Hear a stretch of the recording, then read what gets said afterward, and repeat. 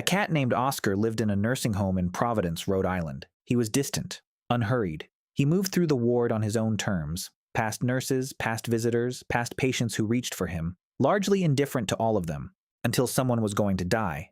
Hours before death, Oscar would find the patient, walk into the room, jump onto the bed, and curl beside them, close, not at the foot, and stay there until it was over. The staff noticed the pattern after the third time. By the 10th, they had quietly begun using his behavior as a signal, calling families, alerting chaplains, preparing the room. He became, without any formal decision, a functional part of the clinical process in that ward. Over 100 times, he was never trained to do it. He received nothing from those patients. He just found them hours before the end and stayed. The question underneath that, what exactly was he reading in those bodies before the machines and the doctors could, is one that scientists have spent years approaching and still cannot answer. Before anything else, one thing is worth understanding. The human body is not a closed system. It leaks, constantly, involuntarily. Chemicals released through skin and breath, electrical shifts, molecular signals generated by processes running far below anything your conscious mind can access. You have no awareness of any of it. You exert no control over it. Right now, in whatever room you're sitting in, your body is transmitting a continuous signal about itself. The air between you and everything else in that room is carrying information you've never been able to read.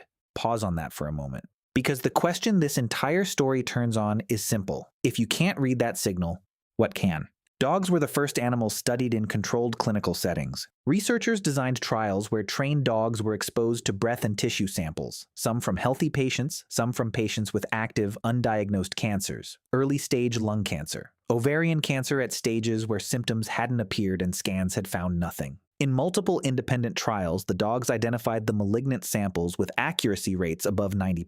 They weren't working from anything they'd been taught to recognize. The researchers hadn't shown them what cancer smelled like. They were responding to volatile organic compounds, trace chemicals that shift in breath and skin as cells begin behaving differently, at concentrations far below what any instrument at the time could reliably detect. The dogs were reading a biological signal that the best available medical technology had missed entirely. The explanation for that is straightforward. A dog's olfactory system contains roughly 300 million scent receptors. A human's contains around 6 million. A dog moving through a room is processing an entirely different version of that room than any person inside it. Richer, denser, layered with information the human nervous system simply isn't built to receive. That part sits cleanly within existing science. What the research uncovered after that is harder to contain. In 2012, a woman in Scotland mentioned something to her doctor almost as an aside.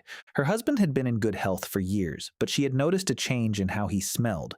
Subtle, something she couldn't name precisely, just a quality that had shifted. She had been carrying the observation for months with nowhere to put it, and eventually she said it out loud simply because it had stayed with her. 6 years later, her husband was diagnosed with Parkinson's disease. When researchers heard about her, they designed a simple test. 12 shirts, some worn by Parkinson's patients, some worn by healthy controls. She went through them carefully. She identified every single one correctly. She had no medical background. She hadn't been looking for anything. She had simply been close to someone long enough that when something changed at a cellular level, long before it reached his nervous system, long before it reached any scan, it reached her first. An ordinary human nose with no training and no framework had caught the opening signal of a disease that the person carrying it had no idea was there. If that's possible with 6 million receptors, the arithmetic of what a dog detects around a dying body stops being remarkable. It becomes expected, which brings the problem with Oscar back into focus.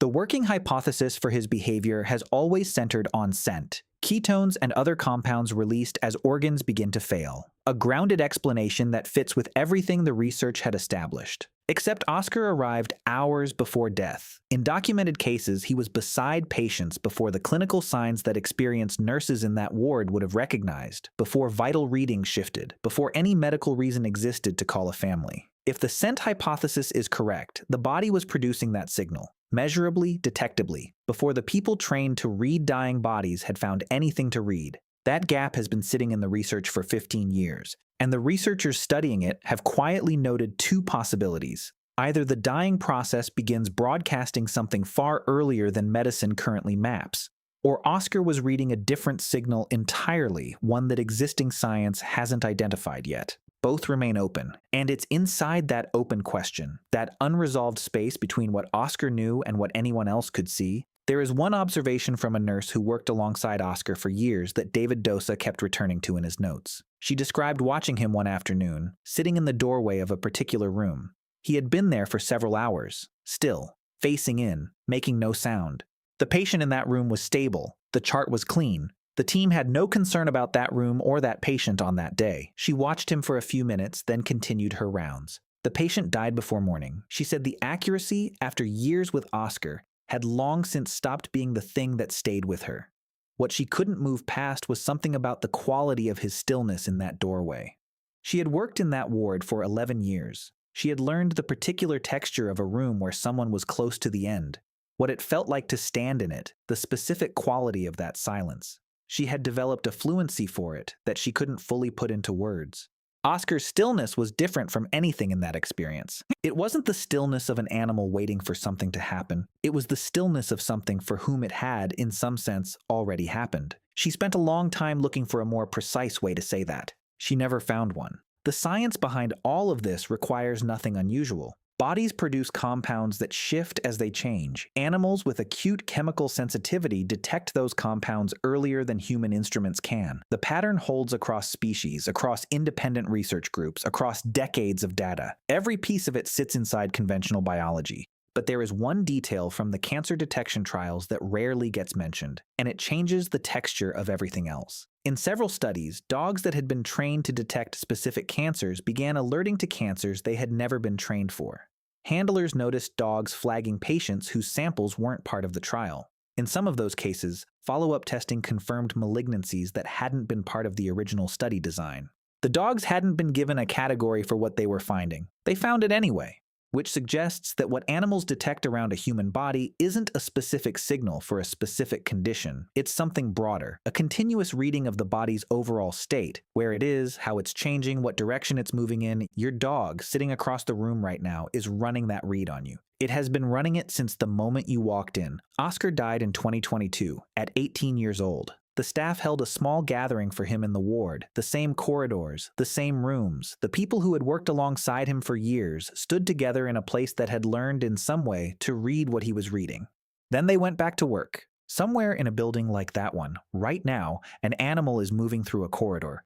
It has been pausing outside a particular room. The person inside is resting, comfortable. The charts look fine. Nothing about that room has been flagged by anyone with a medical degree or a monitoring device. The animal has no framework for what it's detecting. It's following a signal the way it has always followed signals, without deliberation, without doubt, without any awareness that what it knows might matter to someone. And the person in that room has no idea that anything is being said about them. No idea it has been said for hours.